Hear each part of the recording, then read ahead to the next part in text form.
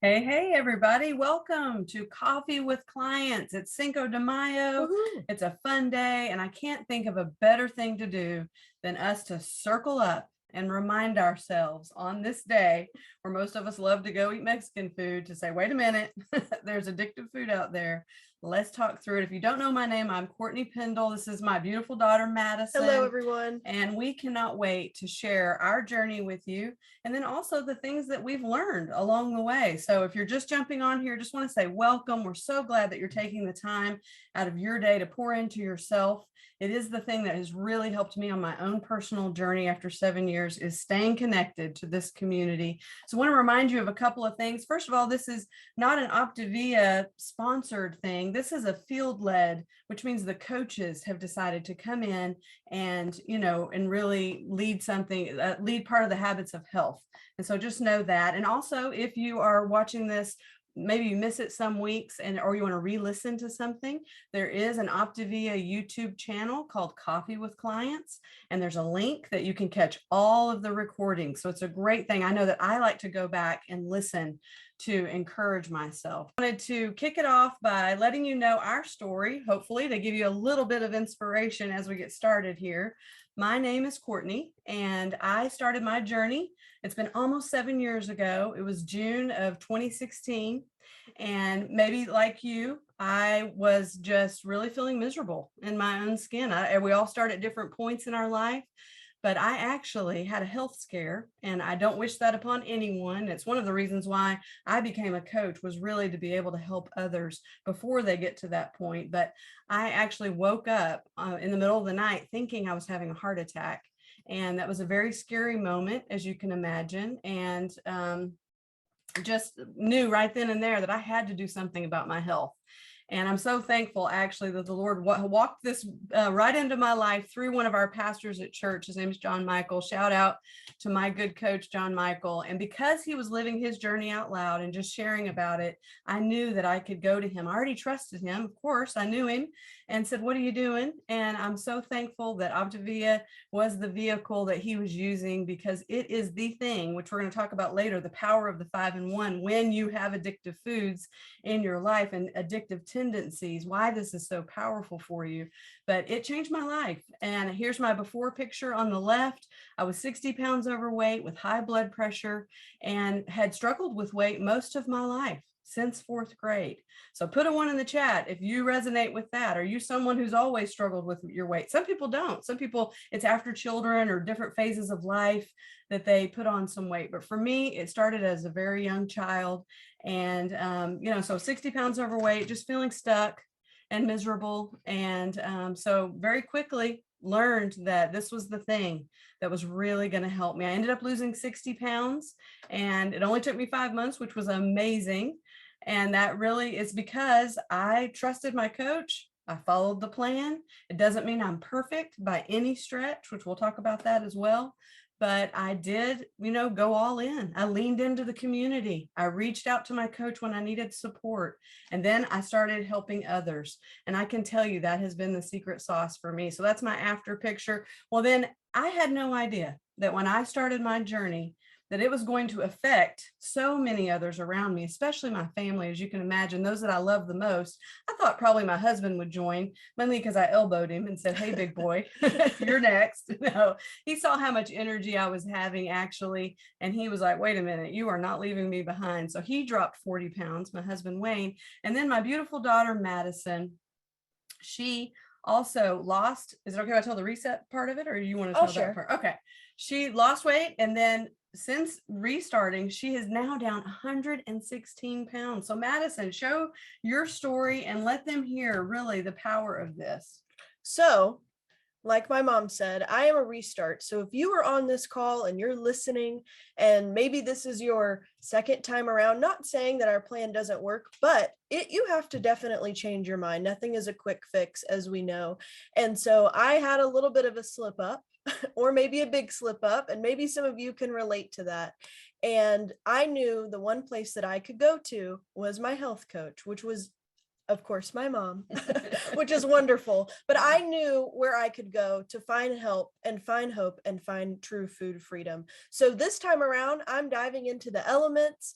I am coaching and living out loud. And I really think that that is kind of the secret sauce. If you don't change your mind, then it's just another diet, as we all know. And I know firsthand. So if you are someone that maybe needs to hit the restart button and you're listening to this as now live or even later of a recording, I hope this encourages you to know that if I can step out into the light and admit defeat and say, hey, I had to restart, you can too. And I'm about 35 to 40 pounds away from my ultimate goal, which is super exciting.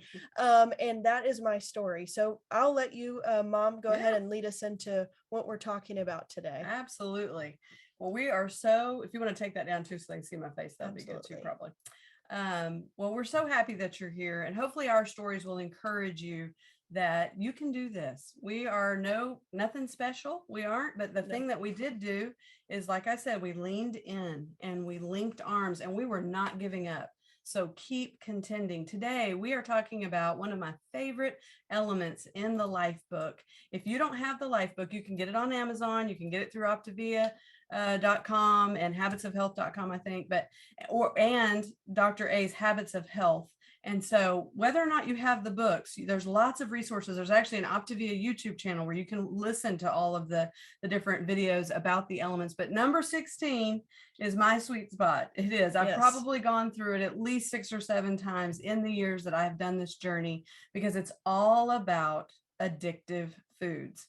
Please put a 2 in the chat if you relate at all to ever feeling like you have foods that are addictive, like sugar or carbs or refined flour or just chips and salsa and cheese dip, all those things. If those are things that you've ever struggled with, or bread, I had to break up with bread. It did not mean that I could never have bread again. It just meant I needed help getting my mindset straight so that it did not have control over me anymore. So our agenda today is we're going to talk about the mindset part of this and really understanding the danger of addictive food. It's a really important thing for you to understand that. And then the skill set. Then Madison's going to help you walk through a quiz here in a minute about how to identify your personal addictive foods. Although, if you're like me, I know what they are. You can just say what they are, and I know. And then the action is really to reinforce the importance of using the portion control system and stop, challenge, choose. We're going to talk through that just a little bit. Some tools to really help you. Hopefully you're realizing that through Optavia, it's not just about fuelings. As much as magic as they are to help our blood sugars, it really is about the mindset shift. It's the long-term thing that is going to help you. Here I am, 7 years down the road from starting, and I can definitely tell you the mindset work is the most important part of this. But we also really want to learn some of the science of what is addictive foods, and is it just my imagination? Is there something wrong with me? Or is it really all about science? So Madison, why don't you help us understand some of that stuff? Absolutely. So I'm going to talk a little bit about the science, and then after that, we're going to take a quiz.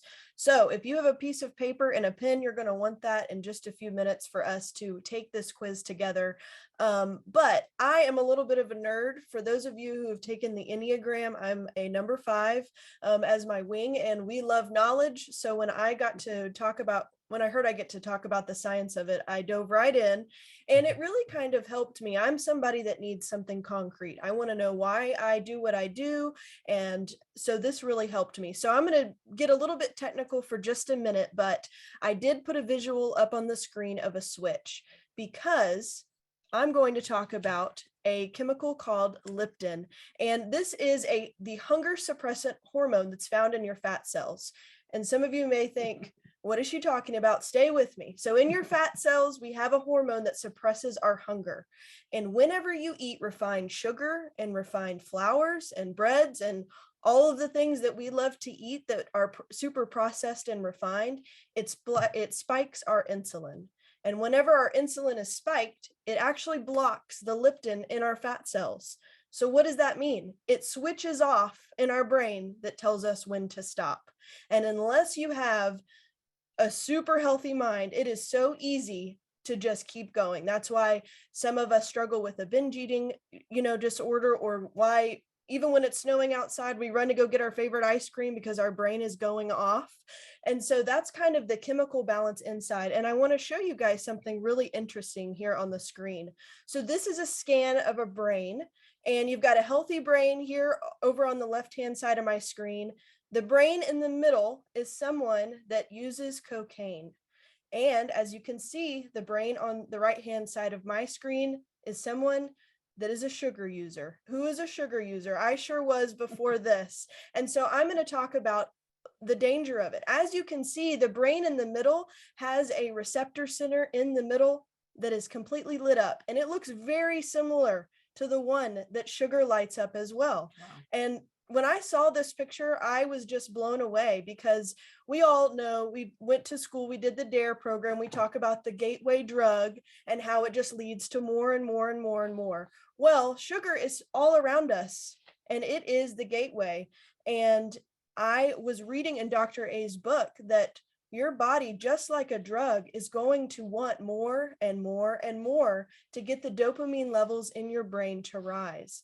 And that is why it is so important to know if you are low or high or moderately risked, to see if sugar affects you in the brain just like cocaine does. I know for me, when I took this quiz that we're about to take, I was high. So after our quiz, we're going to have a testimony, and then my mom's going to share some keys to success on how maybe we can combat that if you're high, just like we are. So I need everyone to get a piece of paper and a pen. We are going to take a little quiz. Let me see here. So how susceptible are you? You're going to split your piece of paper into 3 categories, and this will be important. So for the first category, I want you to put rarely, in the middle, occasionally, and then on the end, daily. So it's only 10 questions, and every time you answer one of these questions, you'll put a tally in each of those 3 categories. And at the end, we'll kind of see where you land on the scale. So number 1, the first question is... I'm nervous. I'm like, uh-oh, I know what I'm going to I know. I find it difficult to control how much I eat. Is that rarely for you, occasionally, or daily? And again, that question is, I find it difficult to control how much I eat. Be honest with yourself. Yes, be very honest. This is going between to you and yourself. Absolutely. This is going to set you up to really know what triggers you the most. So you don't have to be like me and hit the reset button. You can go all the way. So that's the first question. Number 2, I crash in the afternoon and have trouble waking up in the morning. Rarely, occasionally, or daily. Put a tally in the category that relates to you the most. That question is, I crash in the afternoon and have trouble waking up in the morning. Rarely, occasionally, or daily.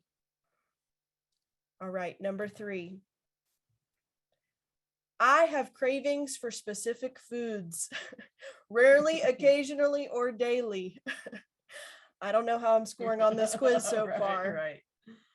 I have cravings for specific foods, rarely, occasionally, or daily. All right, the next question. I suffer from moodiness, headaches, or fogginess. Rarely, occasionally, or daily. I think that I definitely identify with being a little hangry sometimes if you live in my household. But all right, the next question. When I only eat a moderate amount of food, I am not satisfied. So if you find yourself wanting more, or rarely, occasionally, or daily. All right, I feel guilty after eating. Rarely, occasionally, or daily. Again, that's I feel guilty after eating. Next question. I spend a considerate amount of time thinking about food. Rarely, occasionally, or daily. And our next question. I eat even if I am not hungry because I crave food. Rarely, occasionally, ding, or ding, daily. ding, ding. Yeah. I've gotten much better. Yes. My gosh. I'm like, you're hitting me right between the eyeballs with all of this. I eat large amounts of food and feel powerless to stop. This is a big one. Rarely, occasionally, or daily. I eat large amounts of food and feel powerless to stop. All right. I crave carbs like pasta, bread, white rice, or desserts. All of the above. Anybody else sometimes? Rarely, occasionally, or daily? All right. So I want you to look at your piece of paper or maybe use the note section on your phone. If you have six or less, more than six in the low category, then you are I'm sorry, let me restart. If you have more than six in the low category, you have a low risk. And if you have more than six in the occasional category, you are at a moderate risk. And if you have more than six in the daily, you are at a high risk. And I know for me, when I took this quiz, I was at a high risk. And so that made me not feel better that I had to hit the restart button, but it really helped me with the psychology in my brain to know that I actually have an addiction to food and I need some help. So that is why this topic was so important for me to share on. And I think now we're going to share our testimony. Yeah, and so I just want to let you know, if you want to take off the thing for just a sec, I just want to hopefully pause right here and let you know that hopefully this is encouraging you to let you know it's not your fault.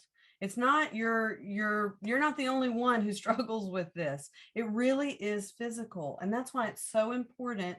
And I'm so thankful that you found Optavia like we have, because it's the thing that's going to help you if you will continue to contend. And so we just really wanted to encourage you today about addictive foods, that it's not in your mind. It isn't just something you've made up like, well, I've got a problem because I can't control myself with ice cream.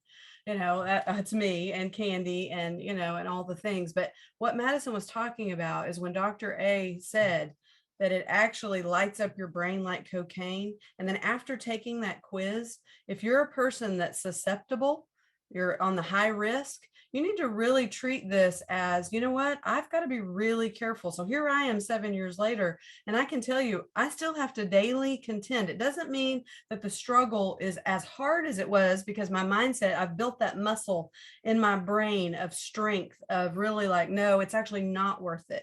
It's not a reward, it's punishment. Because I get moody, I feel tired.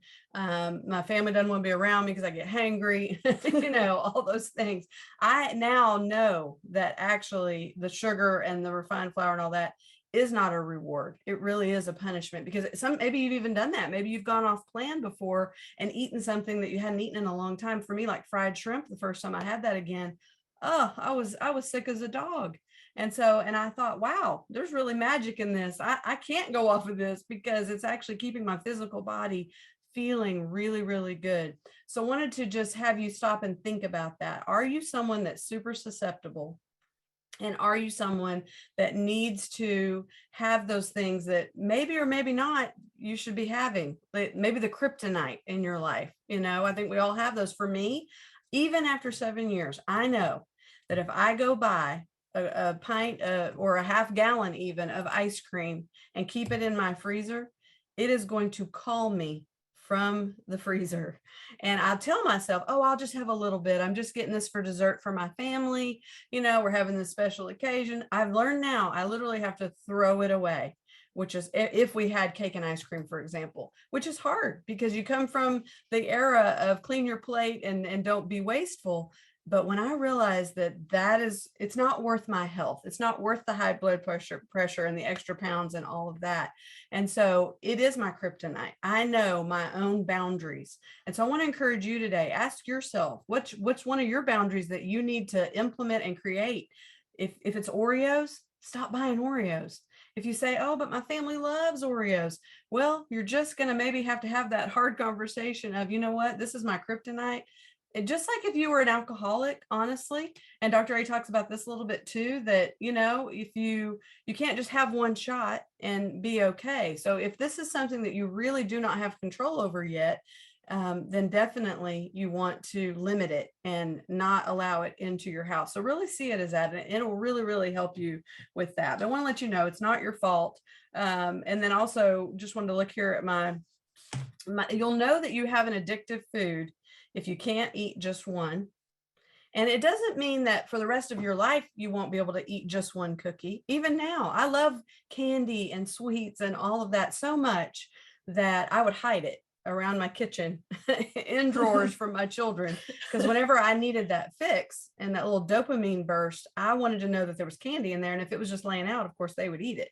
And so if you find yourself not able to stop, or it's a food that you hide, that should be a big indicator to you that that is an addictive food, because you're trying to hide it, and there's shame in that too, and it makes you feel bad as soon as you eat it. Yes, there's a little dopamine burst in your brain, but right after that you have a crash and you feel so guilty. And so if you're finding that that's happening, then you can tell yourself, this is an addictive food that I need to be careful. And you're making that choice. You are choosing to, enter into a battle with food. Every time you cross that line and decide that you're going to have those things, you're choosing it. And so that's another thing that I would love to, and I should have given Emily the link, but we can post it for you on your pages maybe, but is the ebook by Dr. A called Stop, Challenge, and Choose. So you're thinking, okay, I've got addictive foods in my life. What in the world am I going to do? Well, let me tell you, the first step that you have made, which is glorious, is the 5-in-1 plan. Because I don't know if you've realized it, but the first week on plan, I dropped 6 pounds. I know everybody's journey is different. And my cravings were down. For the first time in my life, I felt like I had control. So I told my husband, I said, I don't know what's in this food, but it's magic food. And oh my gosh, I have control and I feel good. And I'm not having to take drugs or shots, and I'm in control. And now I know this is why the 5-in-1 plan is so effective for those of us who have an addictive, what's the right word? Susceptibility. That's a hard word, to food. The 5-in-1 is our rescue plan. It really is, because it keeps your blood sugars level, which keeps your insulin at the right levels, which helps the leptin. If you heard what Madison said, we need the leptin to tell us to stop. And without that, we want more. It's an insatiable hunger. That addictive food, if you'll note, if you eat 1 or 2 cookies, suddenly you're starving and you got to go have something salty. Then you got to go have something sweet. It's just insatiable. And so that's why you've got to make the choice, stop yourself right then and there. When that thing calls you from the pantry, either go throw it away, tell yourself, I'm not buying that again because I'm still real susceptible to it. But also stop. Ask yourself, just give yourself a 15-second pause, get up and tell you, this is what I do to help myself. It's called Stop, Challenge, and Choose. You shift your mindset for even just 5 seconds and it'll help break that thought. And so I stop, I ask myself, is that really going to help me get to my goals? Summer's coming and I'm doing good. Is it really worth it? Are those cookies worth it? Because as we know, cookies don't just come in 1, they come in 3s. If I'm gonna eat 1 cookie, I'm gonna eat 3 cookies. So then I'm gonna eat 3 more. And so I know the spiral, I do. So you stop, you challenge yourself, and then you make a choice. But the other thing that has really helped me is I also put a pause between it. And I literally will tell myself this. I'll say, okay, I'm gonna drink a whole glass of water. And if I still want the cookie or whatever's calling me from the pantry, then I tell myself I can choose it, I can have it, knowing very well that hopefully by then I'll have stopped that moment. And that is usually what happens. Or I'll even tell myself, I've got to go fold a load of laundry. Who wants to do that? No. Nobody. But I'll stop. I'll say, okay, fold this load of laundry. Then you can decide if you're going to have that extra thing that you know you should not have. And by then it has shifted my brain and taken the focus off and helped me to stay in control. And that's why Dr. A's ebook is so powerful. It's free. So you can probably even Google it. Dr. A's ebook called Stop, I think Challenge, Emily has and put Choose. it in the chat Our as master well. wizard. Yes. I love it. The Thank link you, to the Emily. book. Yes. And so definitely read that. If you were a person that's susceptible, you probably wouldn't be here if you weren't, to having addictive foods. If we all had control, we wouldn't need to lose weight, right? Let's just admit it and get better together through this journey. And I can tell you that the secret sauce is not just the fuelings, which helps your physical body. It really does. There is science behind it. It's not your imagination. It's really not magic food, but it is science. And so that is why you have control on it. So make that choice to stay on the plan, because you know it's the best choice and it's going to help you get away from those addictive foods that make you feel out of control. But then also the thing that has helped Madison and my whole family and I is staying connected to this community. One of the things my coach John Michael said that still rings in my ears is, you know what, girl? If you could have done this by yourself, you already would have. And man, was he right. He was 100% right. There was lots of times that I had tried to lose weight and just didn't tell a soul because I knew that I could just slink back into the darkness, because I really didn't trust myself. Sometimes I still don't trust myself. So that's why even public accountability is so important. As a person with an addiction to food, I'll admit it, I need public accountability. And that's why your coach has probably even encouraged you to learn to celebrate your wins.